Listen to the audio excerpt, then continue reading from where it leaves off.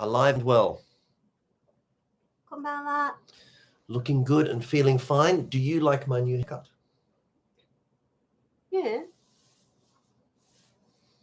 I look great. I did.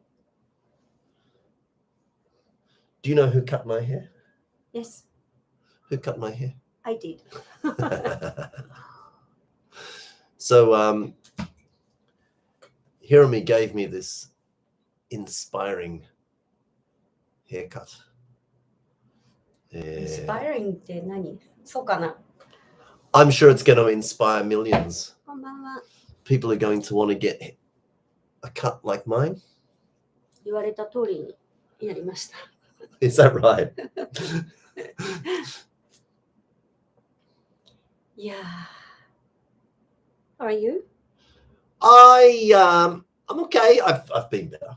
Yeah, good, good, good. But なんか最近ほら寒くなったりして部屋がね乾燥してるからちょっと喉やられそうな感じはありますけどね。well, yeah. Good evening if you've just joined us. Thank you for joining us. It's Thursday, and you know what that means. It's another riveting 90 minutes with Matthew and Hiromi from English Uplift. Thank you for joining us wherever you are in this wonderful, wonderful land of ours. Japan, the land of the rising dot. なんだそれ。Wherever you are, we hope you are well, fine, productive, making leaps and bounds for your students. For it's their future that matters. Right. The chat box is on.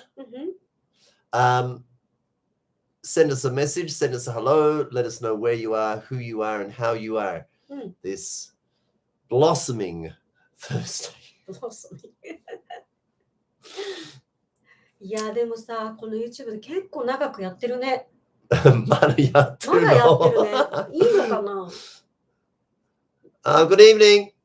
はい、しの先生、こんばんは。It's so lovely to have you again.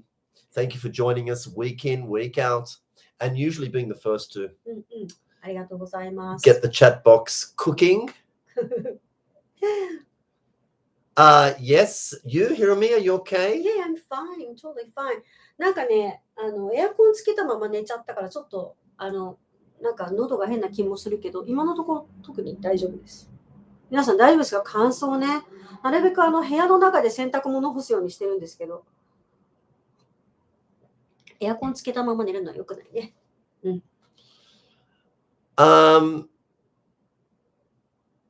I was going to say something, I forgot.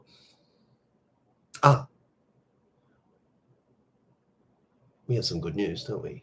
We've quite a bit of good news. まず、セミナーが終わりました。Yes.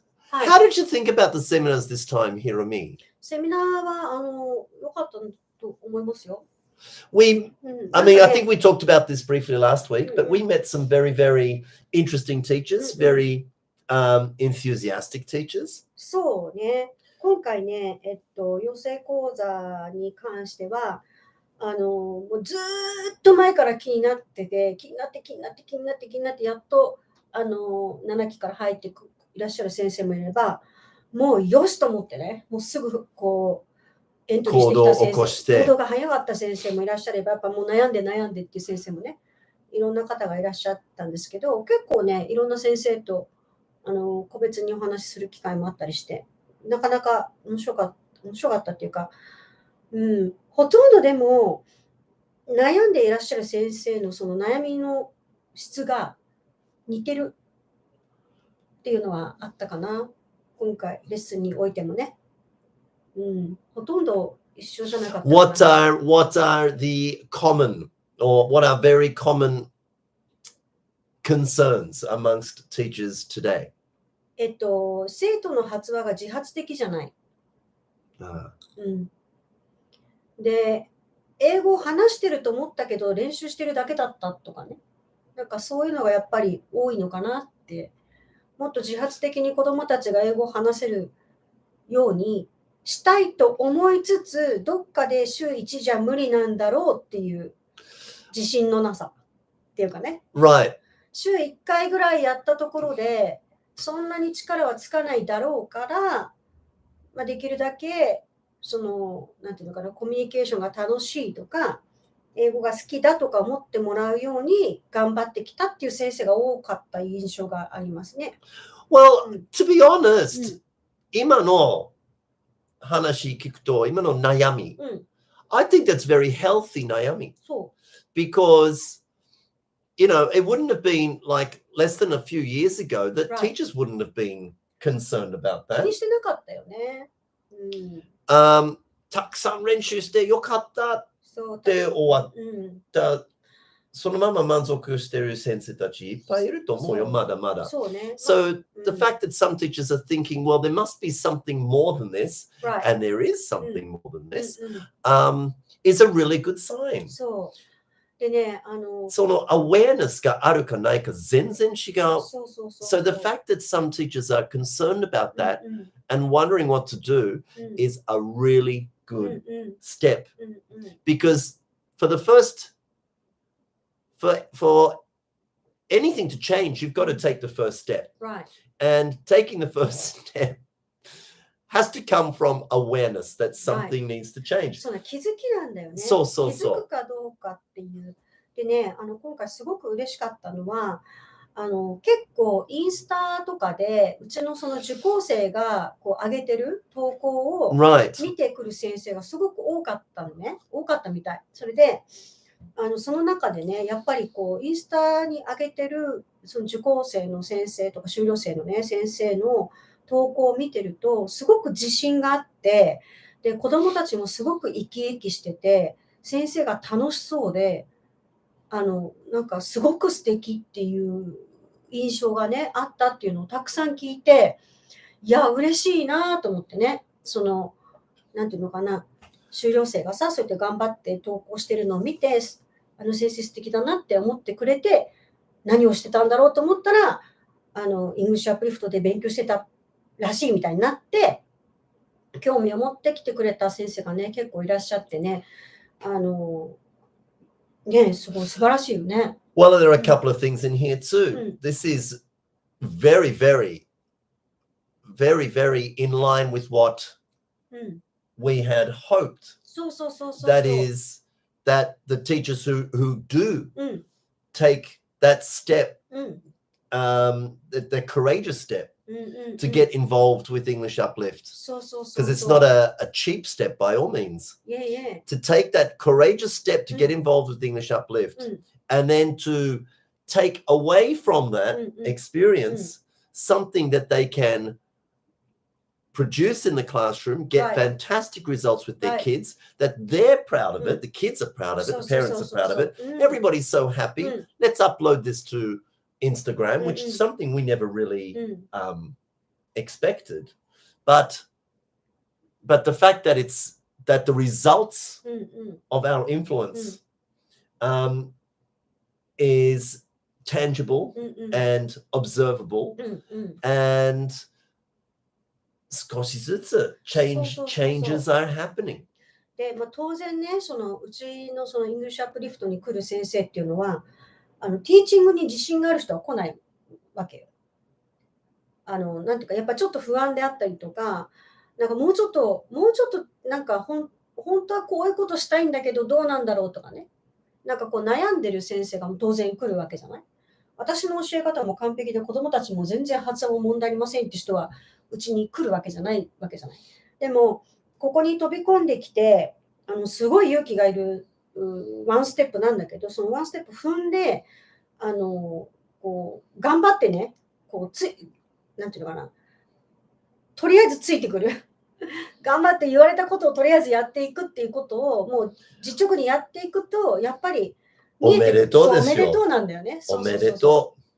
だから誰も最初から自信があってやってるわけではないし、そのアップリフトの先生すごいって言ってくれるとすごい嬉しいんだよね。本当に嬉しい。なんか飛び込んできた時は本当のこう泣きながらさ、もう子供が発話しないとか、もう日本語を使いたくないけど、日本語使わないと子供がわかんないっていうから日本語を使ってレッスンをシフトしてしまったけど、本当は嫌なんですとか言ってね、涙ながらに来る先生も結構いるじゃない。Yeah. でもその先生方が、なんていうのかな、自信がない、ダメだって思ってる先生が、よし、これでいい、うまくいってるっていう風にシフトしていった時にさ、なんかすごくいい感じでいろんなことがこう回り始める。Right. っていうのをすごく感じるよね。Well, yeah, first of all, to all the people, all the teachers who have gone through English Uplift from Zeroki to Roki, whether you're repeating or not, first of all, to every one of you, first of all, congratulations for having joined us in the first place. Yes. Congratulations for getting a result and taking it back to your classrooms to generate even better results there. Congratulations for that. Thank you for sharing your results with other people. And please congratulate yourself because you are part of the change that we have always wanted. Changes are small, but any change is better than no change. And every change we've seen so far as a result of our work together has been a super, super positive one. そうで、それでやっぱりなんていうのかな、ただのその英語を教えてるっていう先生じゃなくて、子供にそのちゃんと教育をしている、教育を施す先生っていうふうにこうマインドがこう変わってきてるっていうのもすごく嬉しいよね。Right. And then secondly, to all the new teachers who are joining us for Nanaki, again, congratulations because Minori Sensei, good evening. Lovely post you put up too. ありがとうございます。素晴らしい。Facebook のグループね。ありがとうございます。漢字のね。漢字という。Yeah, I think it's great. 素晴らしい。Thank you, Minori Sensei. Yes, so to all the teachers who are joining us for Nanaki, congratulations, because you are going to definitely be a part of this positive change that's happening. It's like a wave that's getting bigger and bigger. And it's such an important change. And you are going to feel so happy about it. Right. And so I almost, speaking on experience from what I've heard from other teachers, I'm almost relieved that, oh, okay, so now I've got direction. Now I know the what for, not just the how to. そう、このね、今回もいろんな先生と話してて思ったけど、その what for がわからない、how to と what for の違いがわからないっていう方やっぱ結構いらっしゃって、あ、これはね、すごくこの7期でもいい機会になるんじゃないかなって、すごく思った。このね、how to と what for の違いがわからないと、辛いと思うよ。辛いと思う。ずっと悩むと思う。ずっと悩むと思う。それはすごくあると思う。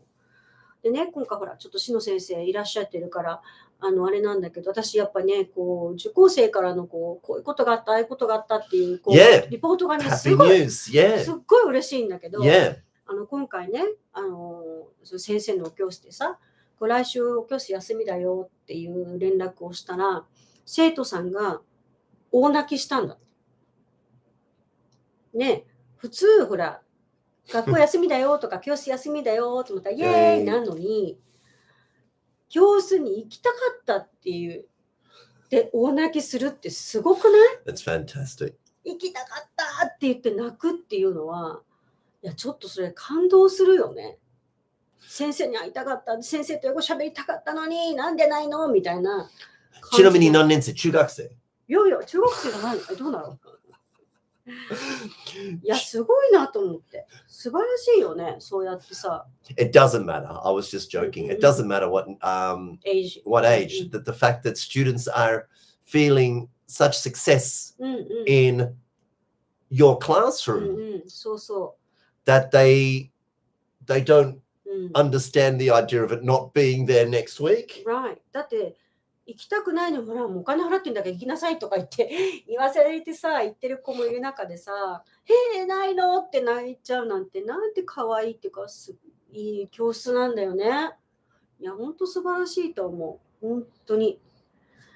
So, our preschool, our preschool has T-shirts for the Right, kids. right.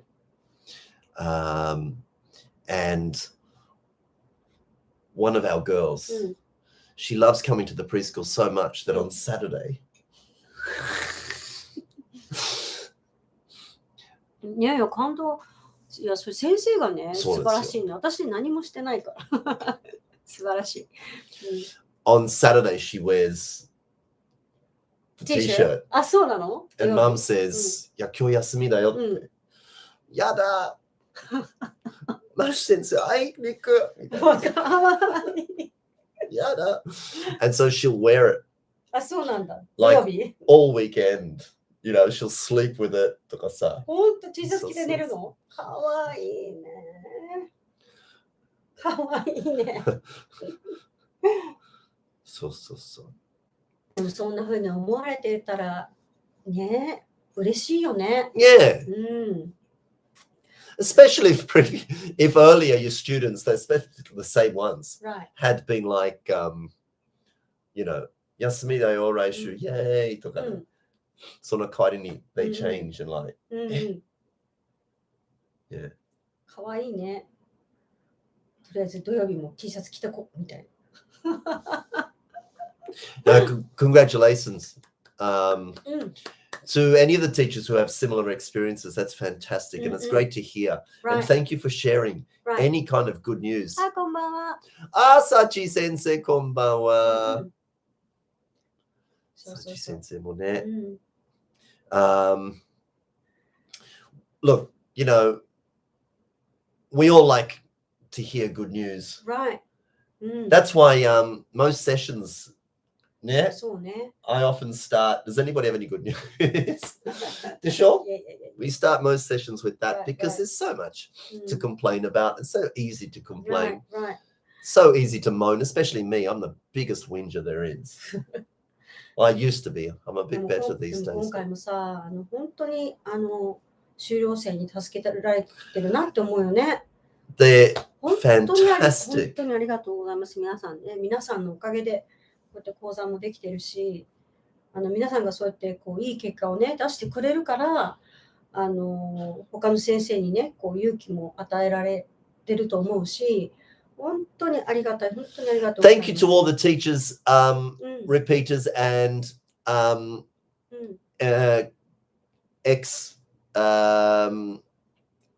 ex-Uplift teachers who joined us at the seminars and gave their experiences to the new teachers. Thank you so much for that because, you know, the importance of a voice change makes new people feel a bit more, you know. ほら、前だったら結構ほら私たちがこうなんていうの、いろんなところでセミナーやってる時期を知ってる人はさ、私たちがどういう人かっていうのは分かってるけど、全然知らないさ、なんかこうねコンビでやってる中にさ、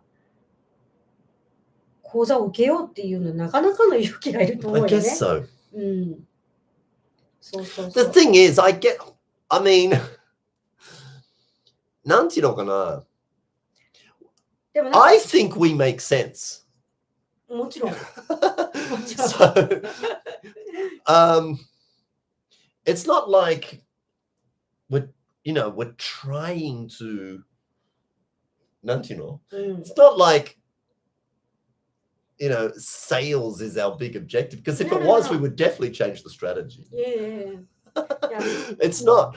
But we really feel that we make sense, and we really feel that what we have to offer is of significant value. Yeah, それは自信があるね。未だにね。 So the choice on taking action with us or not taking action with us, to be honest with you, while of course we're very, very happy when teachers take their action, we really feel like congratulations because, yeah, we think you're doing the absolute right decision. For those teachers who decide for this time, at this time, not to join with us, it's totally okay. Yeah, no It's problem. it's not their time, Right. and we're totally okay. We don't sit down and go, oh, you know. Everybody has their timing, and we totally respect the decisions that people make. It's like in the classroom too. Our job is to simply provide equal opportunities to everybody we come into contact with, and allow people to make their own choices. Sometimes the choices are not easy. Right. But you'll often find that the choices that were not the easiest choices are actually very often come with the greatest reward. Right. あとそのチャンスと思えるかどうかっていうね。そうそうそう。チャンスはあるけど、それをチャンスだと思えるか思えないかっていう、それだけの話だからね。Yeah, and also the other thing is, if you don't decide, where are you going? If you decide for this time that you're not going to take action, no problem, absolutely no problem. The only thing is that you can probably not expect a lot of change to happen in the near future in your situation. まあそれも OK。それも OK。結局ね、どうしたいかっていうことなんだよね。どうしたいかっていう。Yeah. どういうふうでありたいかっていうね。Yeah. Either way, we love working with teachers. Right. We're so happy to have worked with every teacher that we've worked with. We're very proud of the work that we have done together. Right. And we are so looking forward to Nanaki. So again, if you've joined Nanaki, congratulations. Yes. It's going to be pretty amazing. Yes. Yes. またちょっとね、アップデートするので楽しみにしててほしいなと思いますね。What else has been happening? Okay, well, I guess we might as well move on to this evening's topic. 自信ってやつね。Confidence. Yeah, the reason this came up is because I've been this week I have been speaking with parents directly because of parent-teacher interviews and stuff. あと私もコンサルする中で、私本当に変われるんでしょうかっていう質問があったね。Right. 私変われますかっていう。なんか自信、なんかちゃんと私やっていけるんでしょうかみたいなね。いう質問をされた先生が何人かいらっしゃって。ちゃんとついていけるんでしょうかとかね。私ちゃんとやれるんでしょうかとか。Isn't that an interesting question? ねえ、なんか冷静に聞くとね。気持ちはわかる。気持ちはわかる。Yeah, yeah, of course, we don't mean that in any disrespect whatsoever. But it's a very interesting question. Right. だから講座自体はもう本気ですからねって私たちが言うじゃん。本気ですからね。本気のティーチャーディベロップメントだから、本気で向き合ってほしいし、本気で英語教育変えたくって、私たちはこれやってるから、本気ってすごく言い過ぎてるのかもしれないけれど、でもそうやって言えば言うほど、なんか、私大丈夫なんでしょうかみたいな。Well, we hope so, because we're relying on that, because it goes both ways. It's, you know, the relationship between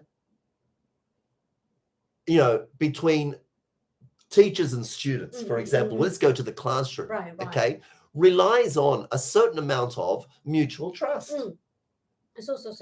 I don't think students consciously come to your classroom and think, 私大丈夫かしら? ついていけるかしら? I don't think they consciously, they might subconsciously feel that, and that's where the issue of confidence comes up in. Yeah. But I'm sure students and their parents come to your classroom, and the parents send their kids to the classroom with the expectation that, of course, they can manage the experience. They can manage the experience. They can handle the experience. Right. Now, what I mean by handling the experience or managing the experience is going through the experience and coming out the other side, getting a good or walking away with a good feeling about it. Right. walking away with a change in the right direction. そうね。So it goes both ways, where we fully expect all teachers to be to almost get not get exactly the same results, you know what I mean? Right. But certainly to get the results that they need at this particular time. Certainly. Yeah. Certainly. そのなんか結構ね、自信がないとか、まあこう講座始まってもね、いろんなことがあるんですけど、面白い言葉よね、自信って。It's very interesting. Can you tell me what they said again? 思った。何？先生たちなんだっけ？私ついてくるかしら。そう。私ちゃんとついていけるんでしょうかとか、私本当に私大丈夫ですかって。私大丈夫ですかって言われて。I'm almost like, I'm not sure. 私大丈夫ですか？逆に。That's almost how. Yeah, I mean, we think so. でもね、やっぱこういう言葉を聞くと。It reminds me of that scene in Sing. You know that animation? Right. Sing ね。Sing. Where, Nani pig? Gertrude, the pig. The German pig. That's right. Is singing like, and during the audition, he falls over. And. 女の方 Yeah. Yeah, slips over, knocks over the mic and makes a big noise. And then Moon, what's his name? Right. Koala. The koala Moon. Mr. Moon says, are you okay? Gertrude says, yes, I'm fine. How are you? Right. 男の子の方か。そう。You know? Yeah. とにかく心配しなくてもいい。Worry. そう。Worry. 心配っていう、私ね、講座でいつも言ってるんだけど、こう不安とか心配とかいうのあるじゃない？で、それ心配とか不安が湧き上がってること自体悪いことではないんだけど、ね。だけど、その不安とか心配って結局妄想にしか過ぎないっていうか、その事実とは違うかもしれないことを想像して怖がってたり不安だったりしてることがすごく多いのね。Right. だからその不安に襲われるっていうのは私いつも言うけどそれ自作自演だからって自分でそうしてるだけだよって。で心配だからって言って悩んだり、することによってね悩むことによって解決できるんだったらいっぱい悩めばいい。でも残念ながら悩んだことで解決できることってあんまりないんだよね。だからそこをこうどういうふうに切り替えるかっていうのも私なんていうのかなトレーニングっていうか考え方のこうスイッチっていうかさっていうのも慣れっていうかねそういうことしていかないと意識的にしないとやっぱり不安スイッチが入ったままだとずっと不安、ずっと自信がないだから自信がないのは嫌だって言っても自信がない自分を選んでるっていう、わかるかしら？ That's a good point. 悩みたくないって言いながら悩んでる自分を実は選んでるっていうね。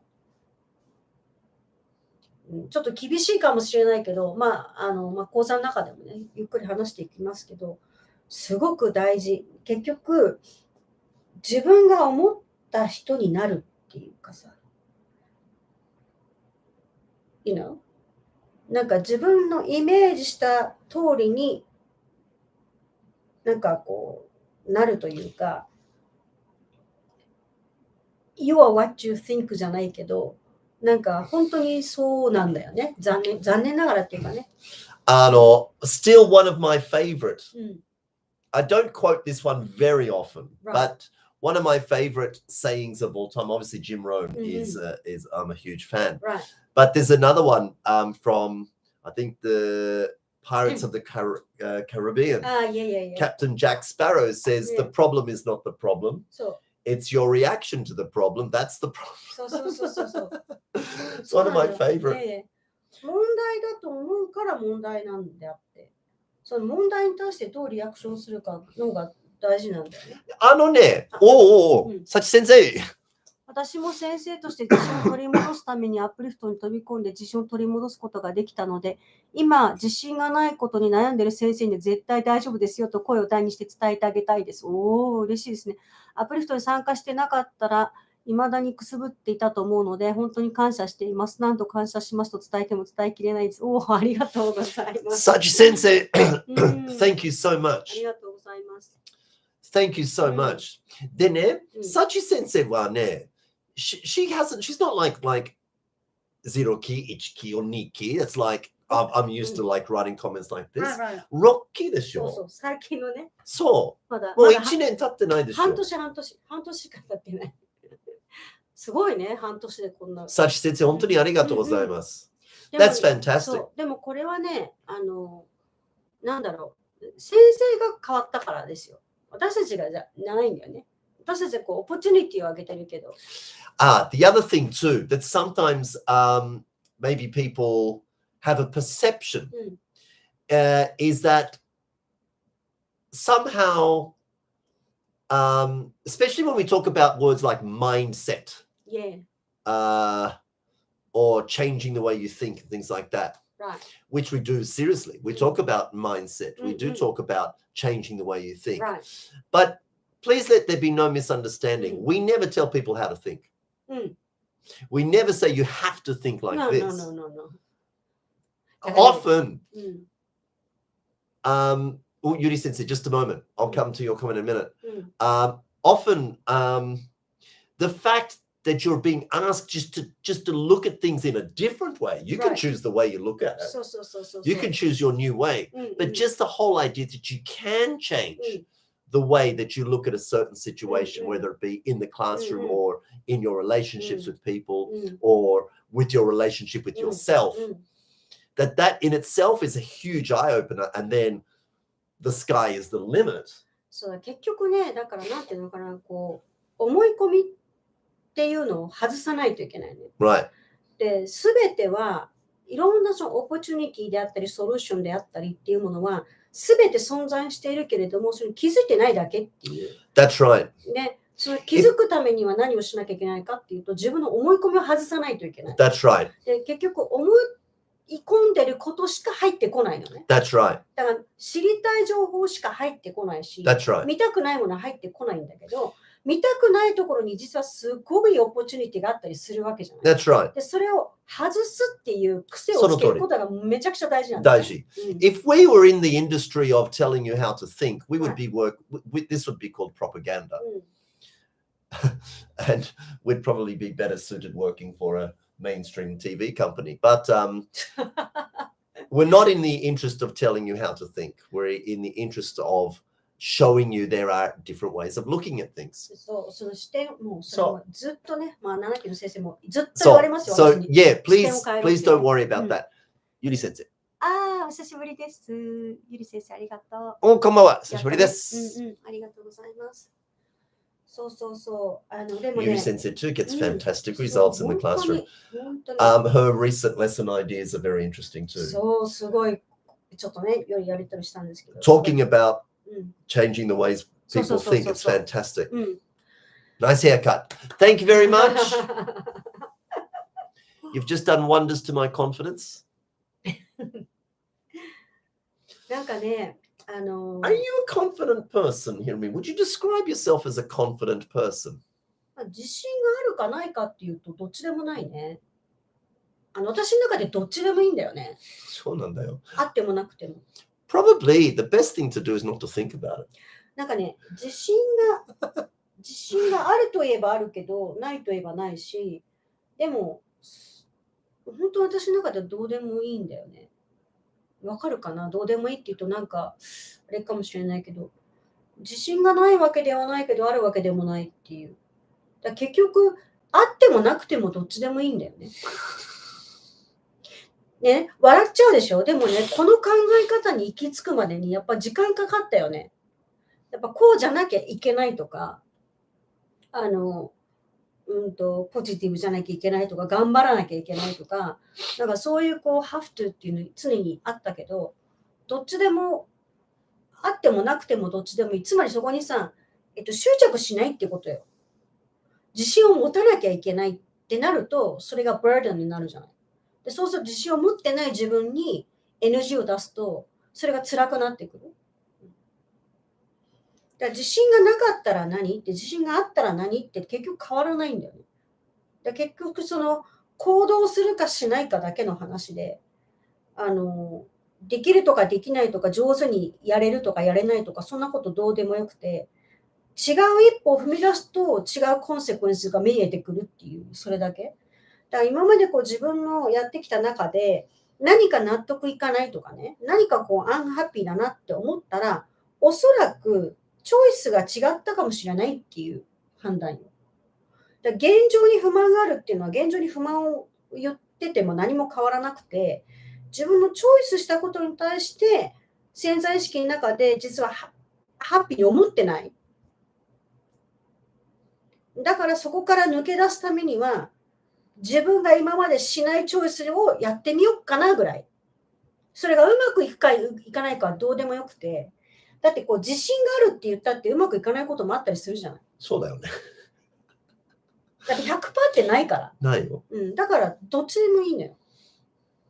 どっちでもいいの。だからどうなりたいかっていう。今が不満だったら、じゃあ不満だったらどうすんの？何かを変えなきゃいけない。I personally, I think a long time ago, I could probably describe myself as perhaps a little bit shy. That is, that I was a bit uncomfortable meeting new people for the first time. Right. Not because I didn't have a lot of confidence, but I actually wasn't overly interested in meeting new people. But you have to meet new people sometimes. Now, if you're uncomfortable meeting new people, and it's like, oh, if I meet them, what are they going to think of me and this and that? So there's like this. There used to be this thing of me like, oh, come on, Matthew, just get it together, just go, you know. And shy, what I learned about my old self was that what shy people fear the most is other people recognizing that they're shy. Yeah. And going, that guy's really shy, right? So that's like the worst. So in order to overcome that, I'm like, took a deep breath, good, and I just walked straight over to people and went, hi, I'm Matthew. What's your name? Yeah. Right.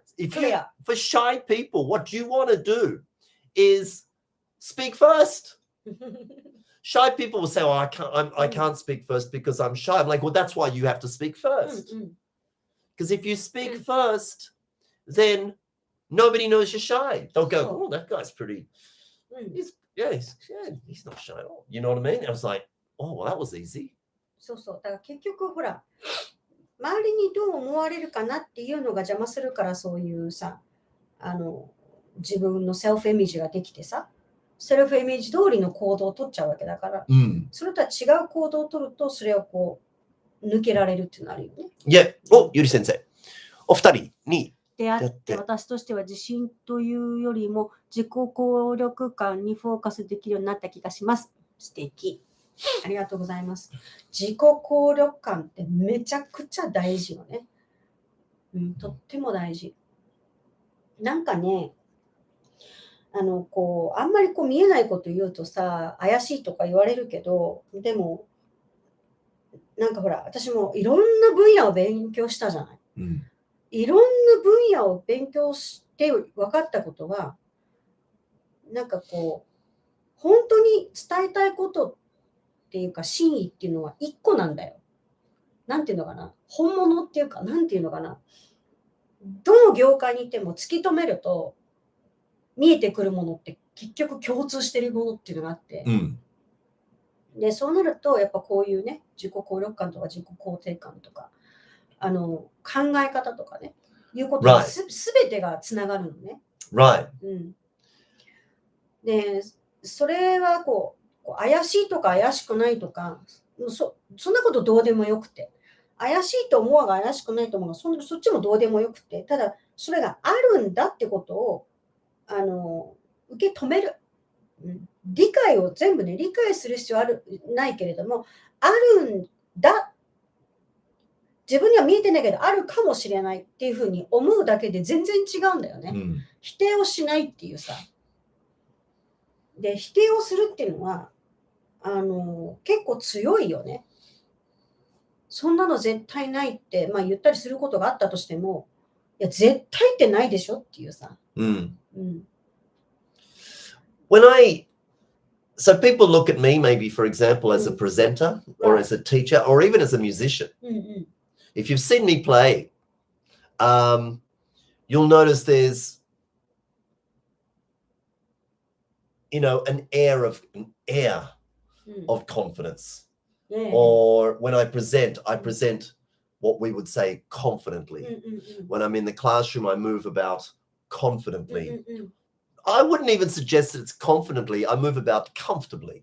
I'm very comfortable in the environment that I have responsibility for. Now, but of course, all environments are new environments. So when I first started teaching, I literally pretended I was somebody else. There was a teacher that I really admired. And I literally pretended that I was that particular teacher, going throughout my motions, and I'm this amazing teacher who I really admired. When I was presenting, especially in the early days, and I was nervous, and you could always tell, because I used to at the beginning of every presentation, I'd roll up my sleeves. If you've ever seen some of the early apricot workshops, I always open with a good afternoon, everybody. How's everybody doing? Now, do you know why? Because my colleague, Dr. Ron Martin, when he presented, he used to always do that too. So I just copied him. And I felt be like him. I could be like him, look like him, and come across like him fully confidently. And this idea of rolling up your sleeves feels like, yep, it sends a message. Oh, this guy knows what he's doing. Even though I was shaking like a leaf, but I just needed a start, a starting point. Like how some teachers open their lessons with, okay. It's just a starting point. Now, playing music too is the same thing. I often imagine, depending on which band I'm playing in, what style of music, I'm often in this thinking that I am somebody else, a musician that I totally admire. I want to appear like that. I want to come across like that. それすごくある。私はこういう人になりたいっていう何か先生としての憧れの人っていうのがいなかったのね。だどちらかというと自分に言い聞かせてたよね。インカンテーションとかさ、言葉の力をものすごい借りてやってたかな。今もだいぶないけど、昔はやっぱその言葉の力をものすごい使ったっていうのがあるよね。言葉ってやっぱすごい言霊だなって思うし、どういう言葉を自分に使うかで全て変わってくるっていうのは実体験としてすごくある。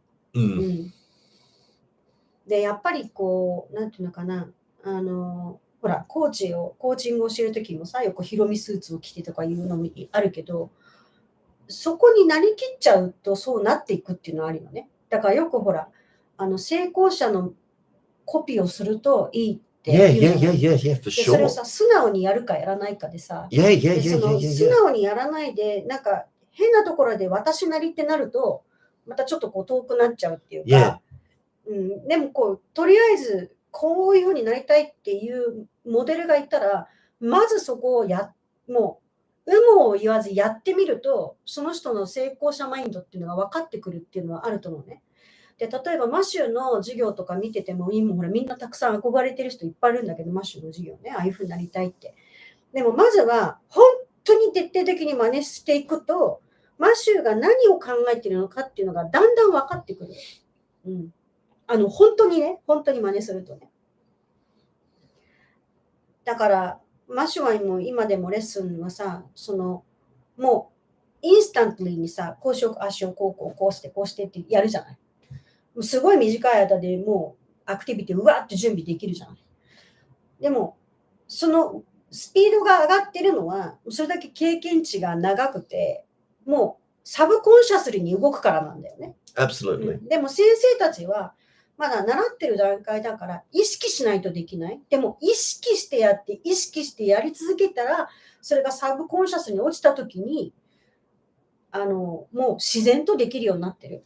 Yeah, the ideas that I come up in the classroom, very few of them are new ideas. They're all basically the same. It's just it's the formula. Once you know exactly what you want from an activity, and what this is going to be covered in the Yosei Koza in session 3 and 4, activity design. Right. Once you know what makes an activity communicative, then it's simply shuffling the Kyosei around. そう。だからなんか今回もさ、使ってる教材はなんか決まってるんですかとか言って聞かれることがあってさ、なんかそうに言われると、あ、そこじゃないんだよなって思うよね。No. Oh, I can totally relate to that idea. 私もレッスンの時は先生になりきるようなイメージを持って取り組んでいます。保護者の方と話をするとき、ひろみ先生になりきます。ありがとうございます。すごいね。ありがとうございます。そう。でもさ、自信っていうのもそうだけど、ほら、いつも話してるけどさ、まだ30代の頃にさ、そんな教育委員会に乗り込んでさ、この小娘何してくれんのみたいな、全然期待されない中でさ、もう絶対やってるみたいなさ、感じでやった時に自信も減ったぐらいもないんだよね、その時って。もう自信っていうかもうやってやるしかなかったんだよね。でも結果。Yeah, okay, we should just clarify that. So maybe there are some teachers watching who don't know what you mean. Right. So Hiromi we used to laugh about this a lot. Yeah. Hiromi used to go to like, public schools like all over the country. They'd be basically she would be called like, please come. Yeah. And it was usually by teachers who had her training before. Word of mouth spread. そう、先生たちがこう移動になるとその先でね、から先生いいよって言ってくれて、ね。そう。Could you please come to Adachiku? Could you please come to Shizuoka? Could you please come? Because teachers were spreading out. And so she'd go, oh, yeah, okay, because she'd remember that teacher or whatever. And then she'd get to the school. And of course, she'd be led into the Kocho sensei. Kocho sensei. まず行くと、なんていうのかな。ゲストの下駄箱に名前が書いてあって、Right. そう、河原先生ようこそみたいな紙が書いてあって。Now, at the time, you'd be amazed at what kind of judgments are made by appearance. So here was this, and excuse my opinion here, but a rather attractive young educator who didn't look like a typical English educator at that time.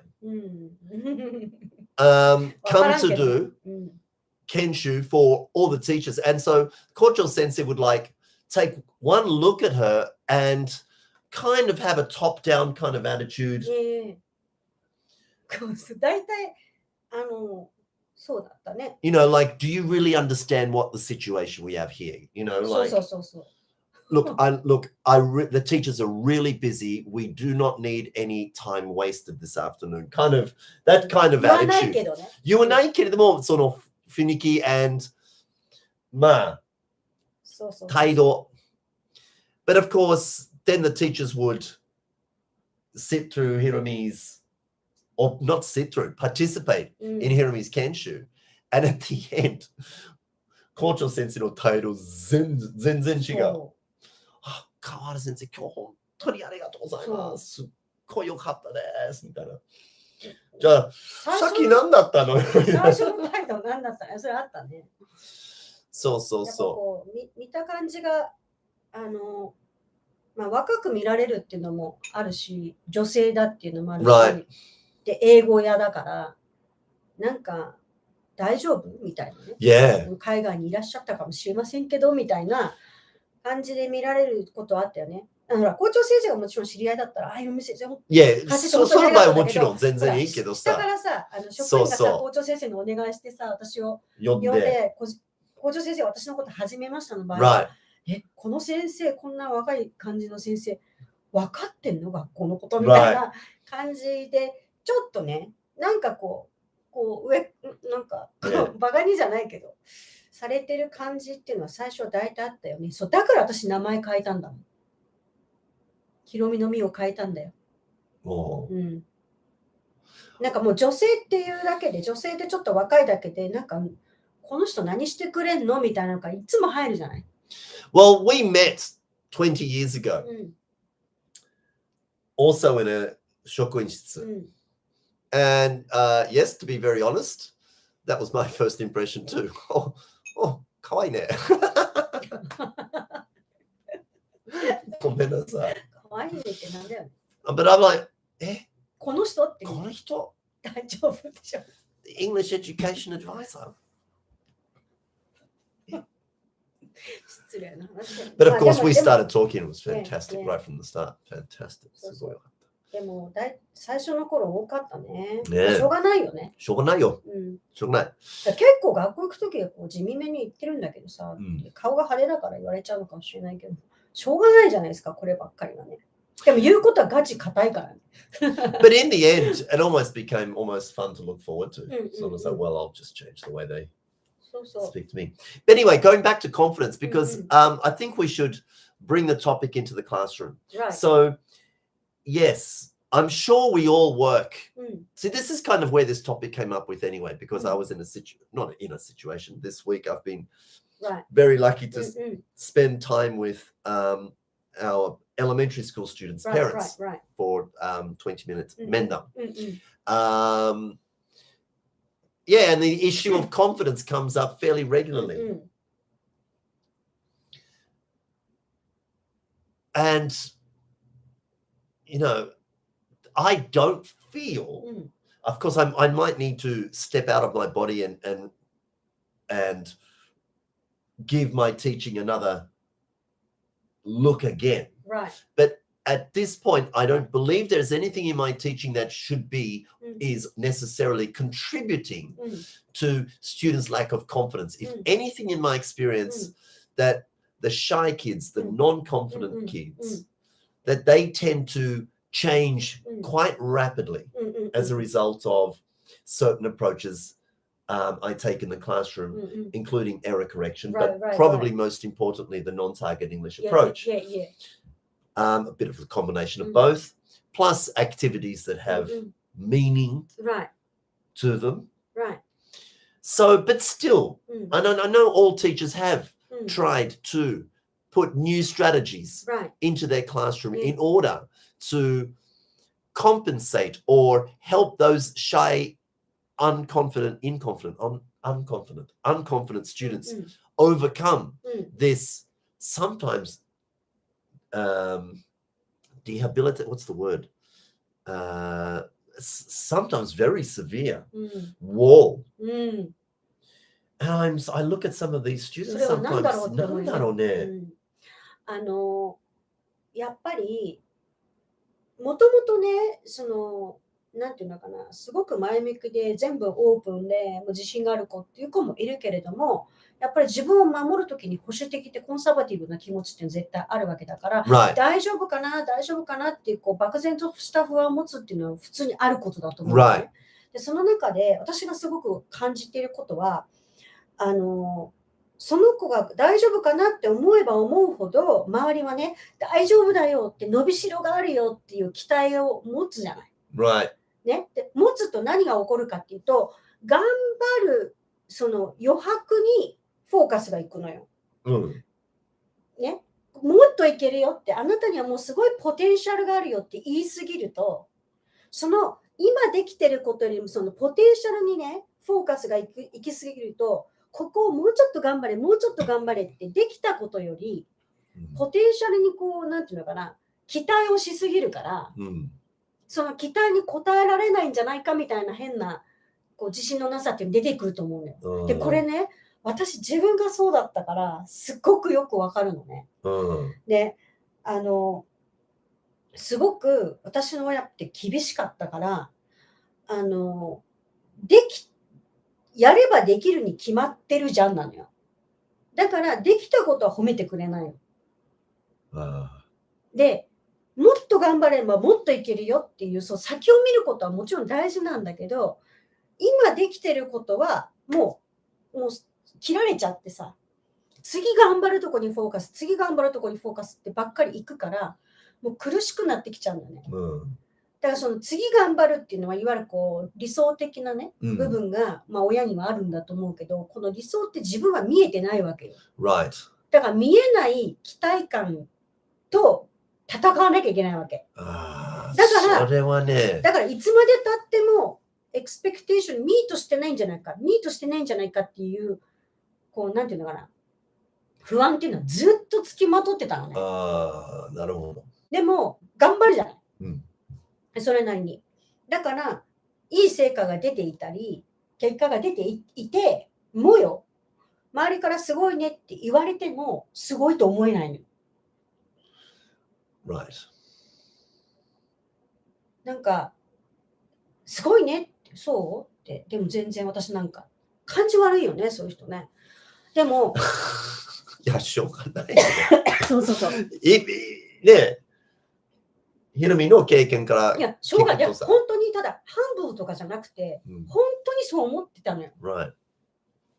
なんか、いや、私なんてっていう、そうじゃなくて、素直に褒められ慣れてないから、ずっと不安だったの。学生時代。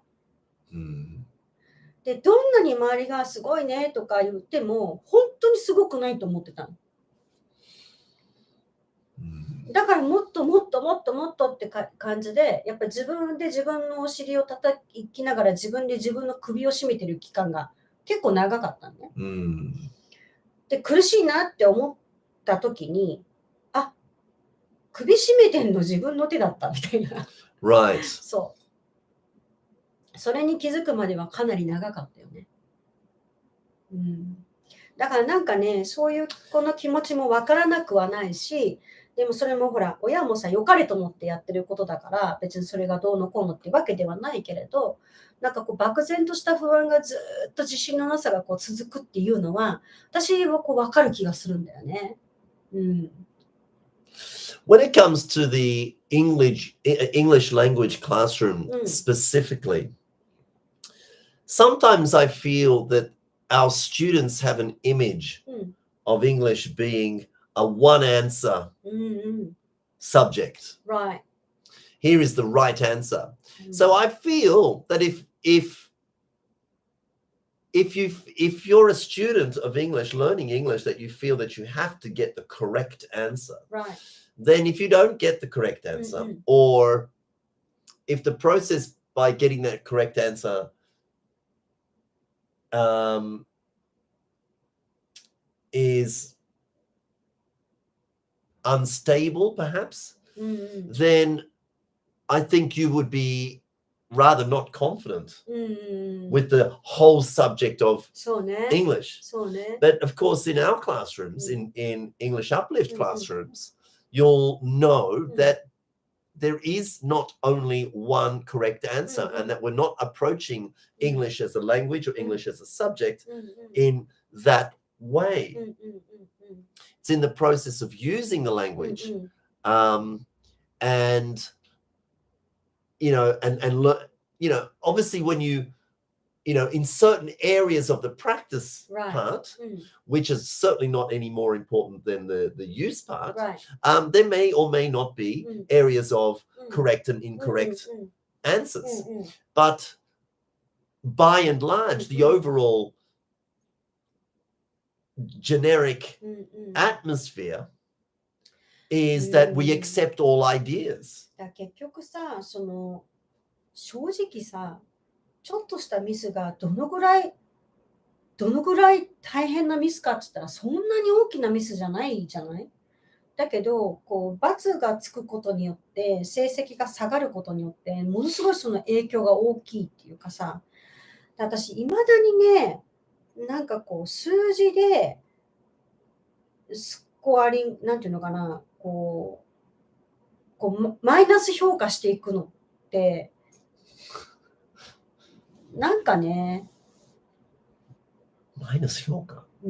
だってさ、テストって、私やっぱテスト好きじゃないの。No, neither do I. でも人生においてさ、あなた何点ですよって言われたらイラッとしない。100点。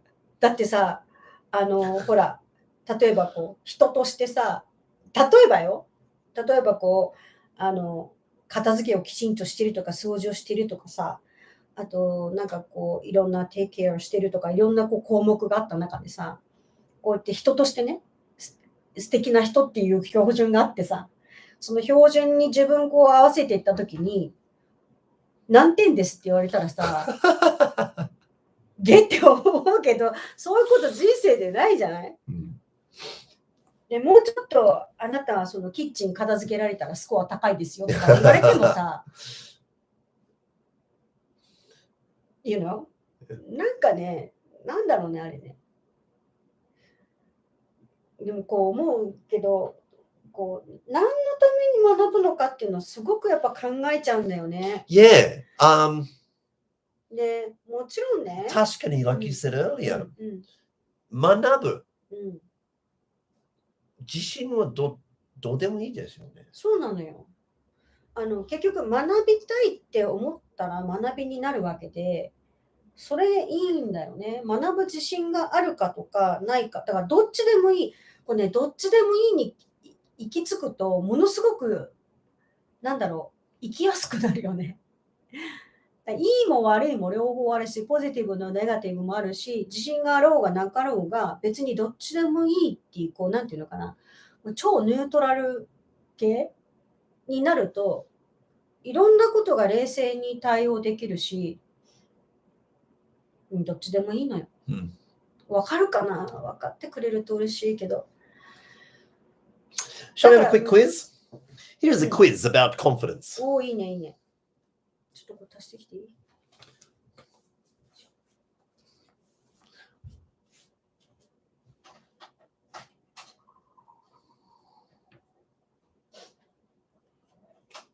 ？Is there any more hot water? Could I have some more tea, please? なんか乾燥するからね。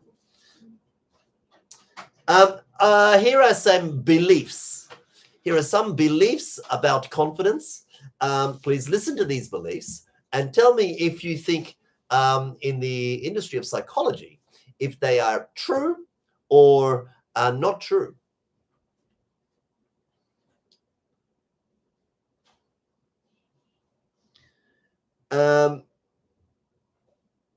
Number one, Hiromi, you're listening?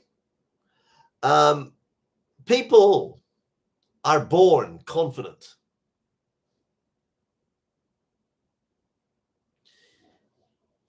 People are born confident. In other words, confident people can be born with confidence. What do you think? Did you hear that one? No.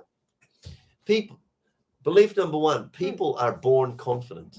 Ooh. Let's just give everybody some time to think about that one. People are born confident. Do you think confidence is something that people are born with? Some people come across like that, don't they? They're like, oh, that guy, I mean, he was just like... でもやっぱ人からの評価で言ってるじゃん。どうなんだろう。The answer is absolutely not. People are not born with confidence. Nobody is born confident. Confidence is something you develop as you go through life. Right. And as you put yourself in new situations or new environments. Right. Nanaki no sense tachi omedetou gozaimasu. When you see others who ooze confidence, they weren't born that way. They acquired their confidence by confronting challenging situations, pushing their boundaries, and doing things they thought they'd never be able to do, all things you can do to grow your confidence as well. I'm not sure I absolutely believe everything on this particular page, but according to... そういう考えがあるんですよね。Hey. I will quote the source of this after this quiz is finished. But according to this particular writer, right. No, you are not born with confidence. そうだね。それはわかるよね。あんま考えたことなかったね。What about this belief? You cannot fake confidence. 私はフェイクはできると思うな。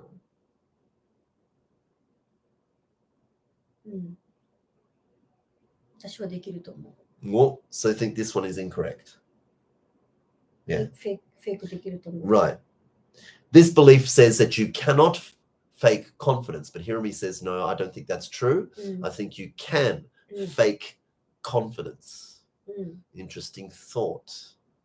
難しいね。でもこう、そのほら、fake it っていうのがあるじゃない。Yes. そういう意味では。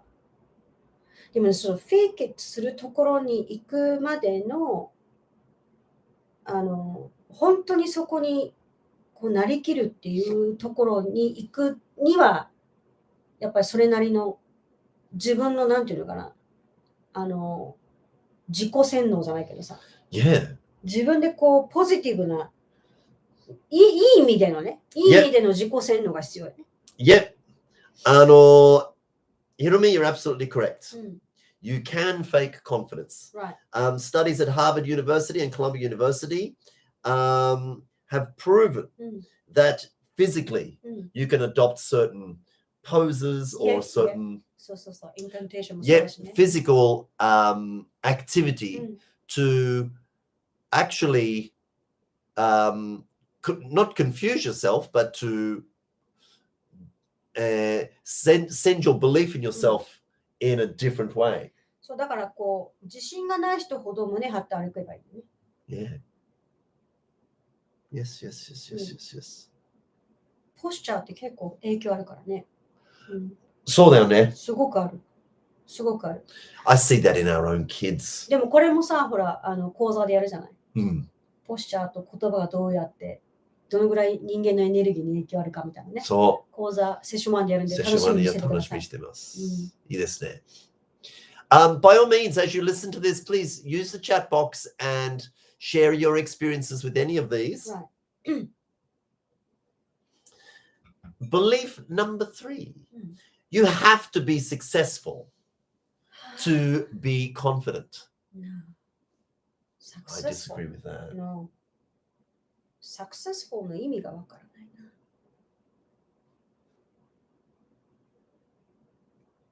I would say it's the other way around. 成功。If you want to be successful, you have to be confident. Oh, you said no, a resounding no. Resounding no. Yes, I'm tending to think along with your lines too. But Tashkani, as Hiromi, you said, well, what does success mean? Successful is that depends on the individual. でも私何が成功かって言ったら幸せを感じられる人が成功だと思う。周りにある幸せに感じない人は不成功っていうか、成功してる人って自分の周りに幸せがあるってことを知ってる人だと思うんだよね。Shall we check the answer? No way. That's right, Yuri Sensei. No, in fact, this works the other way around. You have to be confident before you reach success. どっちかこう信じる、成功できると信じることだよ。そうだよね。Otherwise, you will never believe that you can achieve it. Right. そう。confidence is something you have to tap into and find at the beginning of your journey towards success. Even if all you can tap into is a small amount of confidence, that's okay. As you move closer towards your goals, that inner confidence will naturally grow stronger and stronger. そうね。A small amount of confidence. これめちゃくちゃ大事だね。small amount。Yeah. だからそこにさ、なんかちょっとした自分のできたこととか達成したこととか成功したことに自分がどう評価するかが自信になると思うね。それ見過ごしてたらそれが自信にならないって。ほら、私みたいに頑張ってきたことを振り返らないで、成功してきてること、達成してきてること、できてることを振り返らないで進むと、そのコンフィデントが育たないけど、振り返ったら育ったかもしれない。How many restaurants, chicken restaurants, did Colonel Sanders visit? なんだっけ Like, 9000なんとかでしょ not 9000. I think it's about 900. 900だけ。でもあれはもう大事よね。So Colonel Sanders from Kentucky Fried Chicken, he's famous for having offered his chicken recipe to like 900 restaurants and 1009回だ。1009回. He was rejected 1009 times. 普通3人断られたら結構もう3人断られた時点でもう私ダメかもって思う人多いよね。でもね、この考え方ってすごく大事で、この人じゃないんだっていう考え方よね。ほら、断られたところにフォーカスするんじゃなくて、この人じゃないんだ。Right. どこにいるんだろう、自分のバリューをこう認めてくれる人はっていう、ジャーニーに出てる感じ。Yeah. They must be out there somewhere. そうそう、絶対自分のことを分かってくれる人がいる。この人じゃない、この人じゃないって思ってたら、数関係ない。断られた数って気にならないと思うね。で、それ結構ほら、言われたことがあるじゃん。2、3人に断られてへこんでるっていうのは、それはもうダメだよっていう。絶対いるからっていう。で、どこにいるんだろうって探してたら気がついたら、1000回も断られてたのみたいな。振り返ってみたらね。でも断られたところにフォーカスを置くと動けないよね。Yeah. If you focus on the rejection. 100回でも100回断られた時点でもうダメかもって諦めるのに諦めないっていうのはさ。素晴らしい。だからそう、どこにフォーカスを置いてるかだよね。断られたことにフォーカスを置いてなくて、どこにいるんだろうって探したからだよね。いや、でもね、すごいよね。正直言うと、個人的にね、ありがたいです。私、好きだもんね、ケンタッキー大好きです。おかげでいただけますって。本当に大好きです。頑張ってくれたから、ね。でもね、my team teacher, she doesn't like it at all. But that's one of the few differences with food anyway that we have between us. It's like, 私、ほら、マクドナルドは一回私もあんまり好きじゃないな。チキンは食べてる、ね。チキン好きですね。グリーシーなやつね。Particularly in Japan, it's less greasy than in. わかる。そう。日本のケンタッキーは美味しい。そう。アメリカとかオーストラリアはもう食べられないね。Too oily. そうそう。なんだろうあれね。They like it like that, maybe. ニューヨーク行った時ショックだった。The only thing is it's expensive here. そうでも全体に見たら安いと思う。そう。オーバーシーズンに比べたら安いんじゃない I don't, that's 日本 not って my 物価安いよ、今。いや、pizza in Kentucky are expensive. ピザ好きじゃない。もうね、ジャンク好きだよね。Yeah, that's what it's for. God. Somebody has to eat it. You don't have to eat it. I do. Shall we move on? でもたまに食べたくなるよね、ケンタッキーね。匂い嗅ぐと。今何時？いや、はい。Belief number 4. You have to be an extrovert to be confident. What does it mean? Extrovert means somebody who is very outputting. There's like extrovert kind of people and introvert kind of people, you see. Right. So you have to be an extrovert to be confident. どうも。That one kind of makes sense a bit. どうだろう。でもそういうふうなことしなくても自信がありそうな人っているよね。いるね。いるだけで。なんかオーラっていうかさ。なんだろう、オーラってあるじゃない、その人の持つさ、エネルギーっていうかさ、もうなんかもう何もしてないのに、なんか出てるみたいな。Well, that's you actually. What does it mean? So, especially when our kids were younger, and so they'd go, like, we'd go into, our kids would enter their first kindergarten. Right. And then there was like the first mama kai, Mm. like at a restaurant or a lunch or something that the mamas would organize, and everyone's, jiko shoukai, you know. And なんとなく、あんまり話せないのに、話せないね。the mothers surrounding Hiromi would kind of, every time she like opened her mouth, 人が寄ってくるね。yeah, それはあったね。not extrovert at all because that was not the intention, but No. but just by giving a comment or giving an opinion based on what the topic was, the aura went out that, oh, this mama knows everything みたいな感じになるよね。何ママでしたっけこの人みたいな。そうだね。そうそう。ちょっとあったね、その時はね。そんなにね、ママ会とかそんなにね、そんなに興味ないっていうか、あんま行かないけど、right. 行くと、なんか、sometimes the mums would like, ちょっと待って、and they'd like bring out memo and そう、携帯にメモしてる人とか、そう。なんか私が言ってることね。right. なんか、なんだろう、なんか全部分かってるみたいな変な感じに思われるのかもしれない。なんか PT の時もそうだったもんね。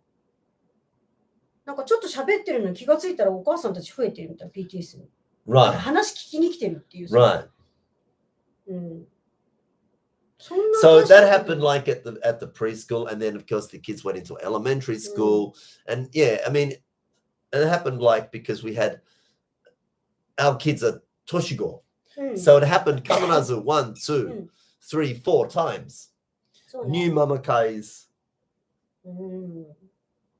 それはなんかあったね。なんかまたなんかそう。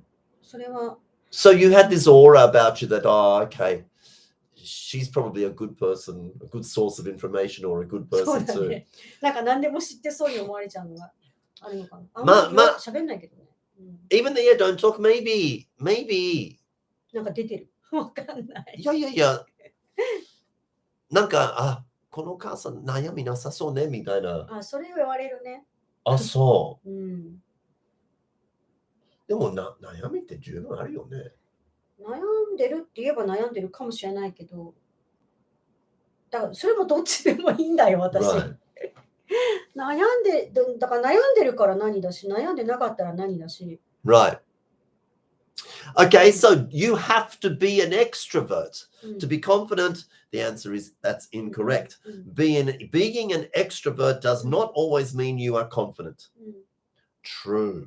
I know a couple of kids in our classes, they're very outputting, but it almost is like a sign of not confidence. They're not comfortable with not saying something. Kids are like that sometimes, aren't they? だからそのさ、自信がないって思う子供は自信がなきゃいけないと思ってる子なんだよね。Right. 自信がなきゃいけないと思ってるから自信がないんだけど、でもさっきで自信があってもなくてもどっちでもいいからやってごらんっていうだけの話なのよ。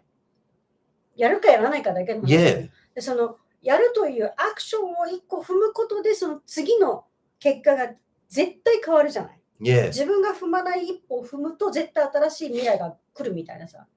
だから、どっちでもいいんだよね、本当はね。でそっかそっか、自信ないんだね。でも自信なくてもいいんじゃないっていうところよ。それさ、大丈夫よ、自信持ってって言うから、わかる？自信持ってって言う、自信持ってって言われたい人もいるのよ。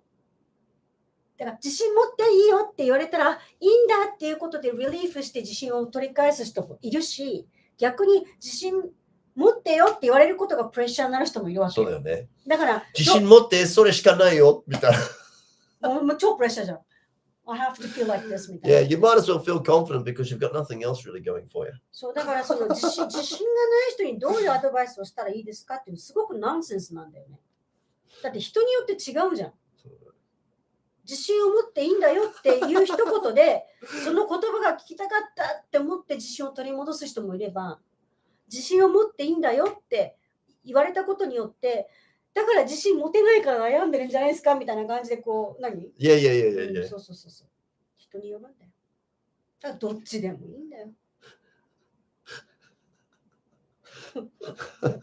なんかどっちでもいいしか言わないとちょっと感じ悪いかな。でも本当にそうなんだよな。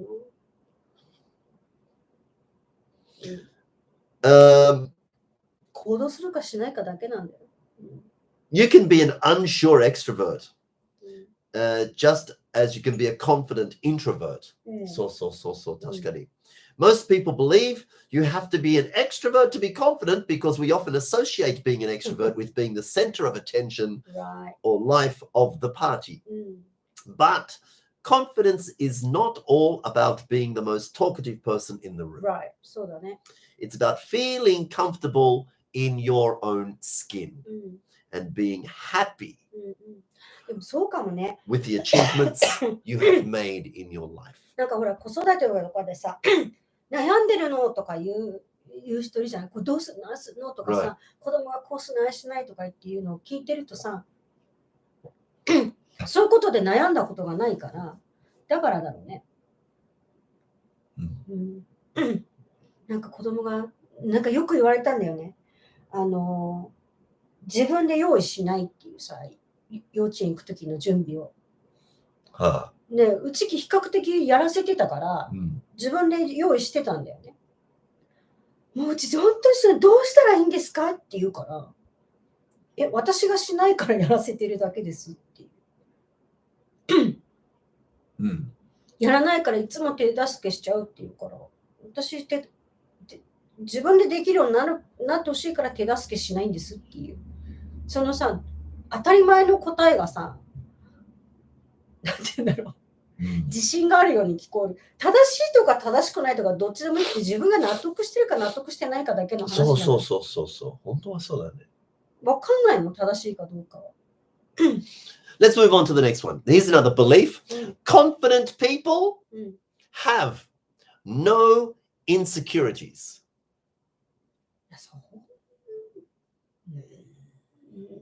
それはどうよ。皆さんどう思いますか？ Confident people have no insecurities.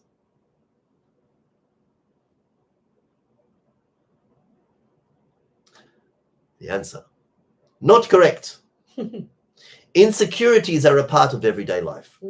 Whenever we are faced with the unknown, it's human nature to feel a little insecure. Right.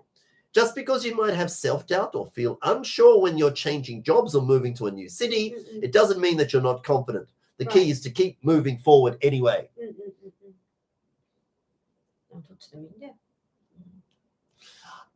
Yeah. I think we all do. We find ourselves at times awake at night, thinking about things, perhaps worrying about things. But I'm the same as you. As soon as I catch myself doing that, I'm like, just a moment. It's 11:30 or it's 1:30 in the morning. Why am I lying awake worrying about this? It's not going to change anything. そう、考えたって何も変わらないんだから。It's not going to change anything. そう。So, all right, yes, thank you. I understand. I'm worried about that. Thank you. Good night. See you tomorrow. You know? どんどんと例えばさ、1時間悩んだら悩みが消えますって言ったらさ、悩むよ。って悩むけどさ、悩んで消えないじゃん。消えないのよ。もっと深くなるじゃん。だからそれってね、あ、私悩んでるんだなって客観視することが大事で。I agree. I think this at that particular moment, especially if you're one of those, if you're similar, where you lie awake at night, try this. Put on some nice soft music, you know, maybe get some incense going or whatever, and just breathe in, breathe out, and live for that moment, that very moment as the clock ticks by, because at that moment, there is no worry. You have to remove your reality from that particular moment of stress and say, well, it's not doing me any good to worry about that now. And as still, while it's dark outside, worrying about this now is not going to make any difference whatsoever. So breathe in and relax, and you'll be asleep in no time. で、なんかこう不安に思ってる時って、Let it go. そう、しかもね、何に不安を感じてるかっていうのがわからないことが多くて、言葉にできない不安。そう、それもある。言葉にできないから不安っていうのにこう襲われちゃってるけど、実は私何にそう不安だと思わせてるんだろうっていうふうに考えると、実は大したことなかったかもみたいなことに気づくんだよね。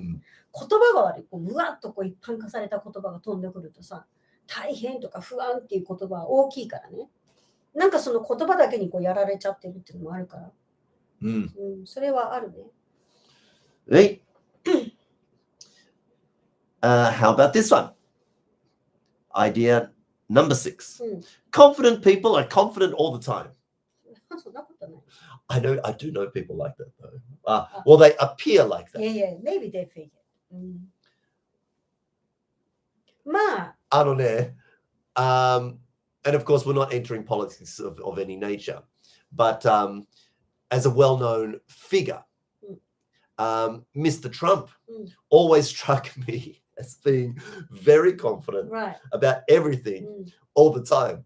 Now, wherever you stand on the politics, that's not important to me whatsoever. But I must admit, I kind of like that in people. あとさ、ミュージシャンとかでさ、そう、もうなんかちょっと自信がないこうエアが出ると、もうすごい楽しめない。So, there's a musician I really admire. His name's Noel Gallagher. The Gallagher brothers formed the famous rock band of Britain in the 90s called Oasis. And if you ever hear those brothers in interviews, they don't speak to each other, but they're in their private interviews they're always on about, yeah, we were the best. We were the best. That's a fact. You know, it's like, yeah, we knew we were the best band in the world, so we became it. I was like, that's the spirit. Yeah. So there's some people will see that as arrogance. Yeah, but it's okay. But 自分がベストだと思ってる。そう、いいじゃない？And 結局 that way of thinking got them exactly to where they wanted to go. So it may appear that confident people are confident all the time. でもやっぱりそう。So this one could be true. 言葉だと思うよね。言葉。そうだね。Because they could be faking it. Yeah. Let's check out. The belief confident people are confident all the time, and I do know some examples that could fit into this category. The answer, absolutely not. There can be periods of your life when you're full of confidence and you feel you can take on the world, but then there will be other times when uncertainty and self-doubt kick in. 確かに。Confidence doesn't hang around 100% all of the time. It varies throughout life.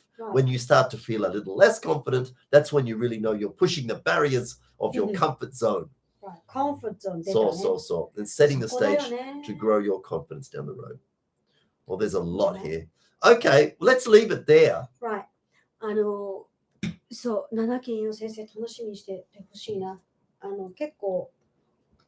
面白いね。課題というかトピック、話題か。そうね。とても大事だよね。やっぱマインドセットっていうか、どういうふうな思考を持つかって全てが決まる。自分の思考の癖を知るっていうのも大事だし。そうだね。でも全ては存在しているけど、自分がそれを見えてるか見えてないか。コンフィデントもコンフィデントじゃなくてもよくってさ、その先にある何かだよね。その一歩を踏み出すか踏み出さないか、やるかやらないか。この行動の一歩が全て変わるじゃない。Yeah.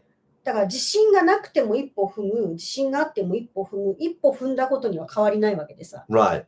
だから自信があろうがなかろうが一歩踏んだことが大事なんだよね。Right. そう。そこに自信があろうがなかろうがよ。一歩踏んだという事実が大事っていう。That's right. I wonder if staying still and not taking any action, I wonder if that's going to increase your confidence. Probably not. You have to take a step. そう、まず一歩だよね。All right, shall we leave it there? そうだね。Thank you for joining us this evening. We hope you enjoyed our discussion on the issue of confidence. We hope you could take something away from it and perhaps apply it into your classrooms. We will be back next Thursday. I think so. Yes, should be okay. Yeah. 早いね。Yes, this Sunday, repeaters. We have a repeaters seminar this Sunday. Please look forward to that. ちょっとね、6期の先生のリピートの先生は今回入れないんだけど。そうだ。Next time. では、大丈夫か。大丈夫でしょう。All right, please take care. Have a good day tomorrow, and we'll see you next week. Thank you for joining us. Thank you. おやすみなさい。なんか、そうね。せっかくだからなんかしようか。ロッキーの先生の。戦果もう一回見るとか。時間がね。そうなんだよね。いや、でも、ありがたいよ、先生方頑張ってるね。本当に、なんか本当にありがたいよね。マシューのみたいな授業をする人がちょっと増えてくるっていうのは感動だよね。でしかもそこでほら、これかって分かってくれる先生がさ、子供のその自発的な発話にものすごい喜びを感じる先生が増えてくるっていうのは。Yeah, I'm not overly interested in increasing the number of teachers who do things my way in the classroom. What I want them to achieve is the same results. Get their experience, their kids speaking out more. Yeah, that's the whole motivation why I do it. わかるこの感じっていうね。そう。本当そうだよね。気持ちいいですよ。嬉しいよね。 When the kids speak out. 子供たちが話せるようになってくると本当に。And once that happens, then you never know what's going to happen next. そうだね。It's fantastic. Thank you very much. Take care. Good night.